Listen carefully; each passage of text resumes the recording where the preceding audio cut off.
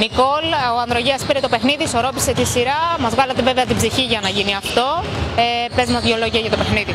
Ένα πολύ δύσκολο παιχνίδι, το έδειξε και το ότι πήγαμε στην παράταση.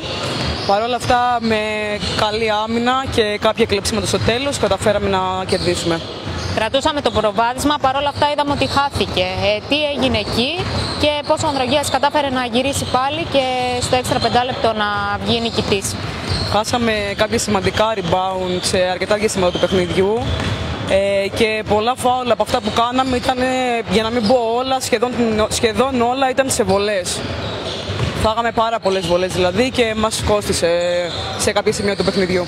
Ωραία, από εδώ και πέρα τώρα 1-1 στη σειρά είμαστε και τι πρέπει να γίνει για να μπορέσουμε να τη γυρίσουμε καθώς ήμασταν στο 1-0 και να επιστρέψουμε εδώ, να παίξουμε ακόμα ένα παιχνίδι και γιατί όχι να μείνουμε και στην κατηγορία. Ακριβώς, καταφέραμε να ισοφαρίσουμε το παιχνίδι, ένα πολύ κακό μάτς που κάναμε στην προηγούμενη αγωνιστική εκτός έδρας. Ευτυχώς καταφέραμε και κερδίσαμε να ισοφαρίσουμε τη σειρά και τώρα πρέπει να πάμε πάλι την Κυριακή εκτός, να ταξιδέψουμε. Θέλω να πιστεύω ότι με σκληρή άμυνα και με τη δουλειά που θα κάνουμε όλη την εβδομάδα στην προπόνηση, γιατί όχι να πάρουμε και το παιχνίδι ώστε να έρθουμε εδώ πέρα και να τελειώσουμε με 3-1 και να παραμείνουμε στην κατηγορία.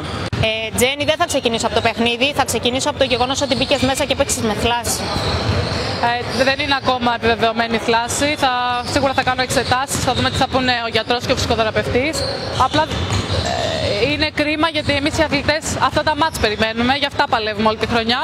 Και το να μην μπορώ να βοηθήσω είτε σε ένα μάτς είτε θα δούμε σε πόσα την ομάδα μου, για μένα μου κόβει τα γόνατα και είναι δύσκολο για έναν αθλητή, εν πάση περιπτώσει, να μην μπορεί να βοηθήσει. Τώρα χρειάστηκε στο τέλος η διάζουσα η περίπτωση σημερινή, οπότε δεν το σκέφτηκα και πολύ. Ελπίζω να μην με κράξει ο γιατρός. Ωραία, πες μας και για το παιχνίδι. Τι πήγε στραβά για την ομάδα στην Ελευθερία Μοσχάτου σήμερα? Είναι πολύ δύσκολη η έδρα εδώ πέρα, στο Ηράκλειο. Τα κορίτσια είναι πολύ ανταγωνιστικά. Εγώ το έχω πει και το προηγούμενο παιχνίδι που ήταν 26 πόντι διαφορά. Για μένα δεν αντικατοπτρίζει την πραγματικότητα. Ήταν σίγουρο ότι θα μιλάγαμε για άλλο μάτς εδώ. Και όντως βγάζουν τα κορίτσια άλλο εαυτό. Είχαν και τον κόσμο τους. Παρ' όλα αυτά, εγώ δεν θα σταθώ σε αυτό. Θα σταθώ σε ότι για μας που ήταν ένα παιχνίδι με 7 παίκτριες, 8 που ταξιδέψαμε, εγώ χωρίς να μπορώ να βοηθήσω καθόλου την ομάδα και οι άλλες δύο συμπαίκτριές μου που αποτελούν το βασικό κορμό να είναι έξω με 5 φάουλ, θα δώσω απλά συγχαρητήρια στο staff και στις υπόλοιπες παίκτριες που στάθηκαν πάρα πολύ καλά και είμαι περήφανη και συνάμα στεναχωρημένη που δεν μπόρεσα να τις βοηθήσω και σίγουρα θα είναι μια πάρα πολύ όμορφη σειρά που έπεται. Και οι πιο αμφίροποι, όπως την έχουν χαρακτηρίσει στα play-out της Α2 γυναικών, τι θεωρείς ότι θα γίνει την επόμενη Κυριακή? Έχετε χρόνο να ξεκουραστείτε και να πάτε σε τρίτο μάτς στη σειρά.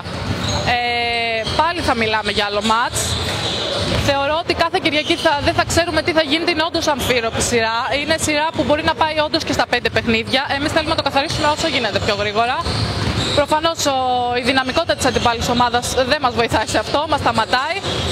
Πρέπει να δούμε τα ιατρικά μας προβλήματα και να ανασυνταχθούμε γιατί στην έδρα μας δεν έχουμε άλλη επιλογή, πρέπει να το πάρουμε.